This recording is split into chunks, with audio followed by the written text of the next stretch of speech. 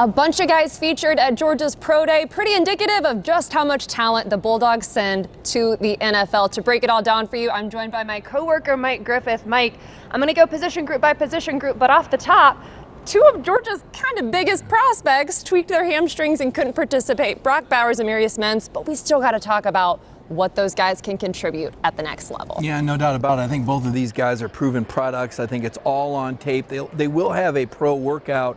I believe the first week of April, Sarah, they're going to go. So these guys want to compete. Brock Bowers wants to run the 40. Brock Bowers wants to show everybody what he can do. He can't help it. And Amarius Mims, obviously, he won the beauty contest at the NFL Combine. I mean, 6'7", 335. I mean, he ran an amazing shuttle drill, best for an offensive lineman since the 1990s, and a 5.07 40. And he tells us he thinks he could have run even faster than that. But both guys in good spirits today, eager to get back to competing. And as you said, go to the NFL. I think both of these guys are impact players that'll start as rookies, as first-round draft picks. It's tough to stand out here watching because I want to be out there and doing stuff, but it happens. Yeah. I mean, I feel like wherever I go, I feel like I can be used in a bunch of different ways, and I feel like that would be how I'd be used best and everything like that. So I hope I go to a place that is willing to use me like that. Honestly, that I'm more than just a big guy, a big tackle. I feel like I can move very well, move like every other, like even better than other guys. Honestly, like I said,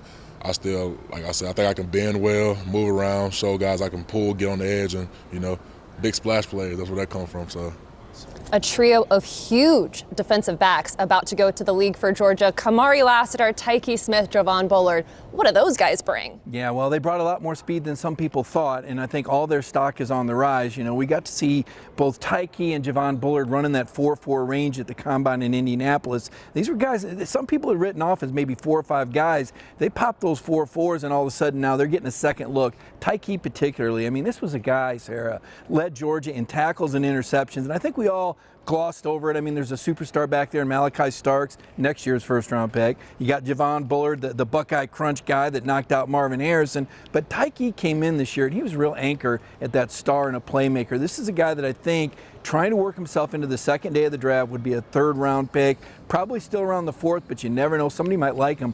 Bullard, a guy that's been in the third-round conversation from the jump. I've seen one mock with Javon late in the first. Again, all it takes is one team to like you. Now, Kamari was the guy that hadn't done a lot at the Combine. He did a lot today, and from what I've heard, he ran a 4.4 something 40, which is where you want to see these cornerbacks run. Kamari's a guy that can come up really good in run support. If there's any questions, it does his frame, support him coming up, taking on these NFL running backs. But Kamari Lassiter right now, still a guy that's looking to go maybe late in the first round, at very latest mid-second round. Bullard had a fantastic bite on what he thinks he can contribute at the next level. You getting a dog. You getting a dog. No pun intended. Nah. But you getting a dog, man. But really just a guy's going to give 110% no matter where he plays. A guy's going to create value to your team on and off the field. You're going to get an asset, not a liability. I'm going to help your team in many ways, and I'm going to hurt your team. You know what I mean? So I just want everybody to know that and know the person that they're getting. Okay, now let's talk offense. Ladmimi, Ladmimi Jack. Yeah, what a story for Ladmimi. I mean, how can you not like a guy from North Georgia that nobody but Kirby Smart wanted to go see? Eli Drinkwitz of Missouri stood him up, was supposed to go to his basketball, didn't show up. Jim Chaney from Tennessee didn't quite make it there. Ladmimi proving a lot of these people wrong. And Kirby said from the start today, we asked him, he said, I liked the chip on the shoulder. Ladmimi's a guy, remember, this guy redshirted. He didn't play the first year, hardly dressed out at all. And now you see Lad in the first round conversation. We saw those glimpses at Georgia, the big playmaking, the explosivity, whether you give it to him on an end around, throw it to him deep, you can put him in the slot. Lad also a guy that can return kicks. He did some of that today with the 32 NFL teams on hand. But really a developing story, a guy that has really captured the imagination. We heard the Senior Bowl executive director compare him to Cooper Kupp, and then he goes out there and nobody can cover him at the Senior Bowl, and now all the NFL teams are talking about Ladmimi. He's a developing story. Ladmimi Jack saying a good story too. Remember that injury he had against Florida, Sarah? That was devastating. It was brutal, wasn't it? And he's come back, and all he did was blue-collar work. He did the stuff on the perimeter. Really reliable hands. Don't know that he ran the number that he wanted today, but you know what you're going to get in Ladmimi Jack saying. This is a guy that's going to make the team. This is a guy that'll play special teams. This is a guy that'll tell you his favorite play at Georgia, whereas a lead blocker. You don't hear about receivers saying they want to be lead blockers, but that's Marcus's mentality. NFL teams love it. I think he showed out really well here today. I think you'll see Marcus Ladmimi Jack drafted in the later rounds, and he'll make an NFL team. Georgia's losing 2 running backs, Kendall Milton and Dejon Edwards. How do you see those guys' skills translating at the next level? Well, you know, Kendall's one of these late bloomer kind of guys, and we saw the glimpses early. Great personality. Oh, tremendous personality. So engaging. You know, Kendall had that moment, the opt-in moment after the SEC championship game where he said there's no way he's going to let his brothers down. He's going to play in that Orange Bowl, and it really caught on. I thought that was a real historic moment for Georgia football, maybe college football in general, because it showed you that you can build a team with chemistry and guys that want to play for one another, not just about the almighty dollar. It was not a playoff game. So I think Kendall's intangible with his leadership and his personality is one thing. End of the day, though, this is a 234-pound guy that runs a 4.5 40, can run over you, run around you, and catch the ball. I think somebody's going to get a real steal with Kendall Milton, 4th, 5th round. He didn't have a ton of production at Georgia because the injuries, the hamstring injury bothered him a little bit, a couple of sprained MCL, some bad luck. Really turned it up the second half of his senior year, however, that Orange Bowl MVP, that'll go a long way.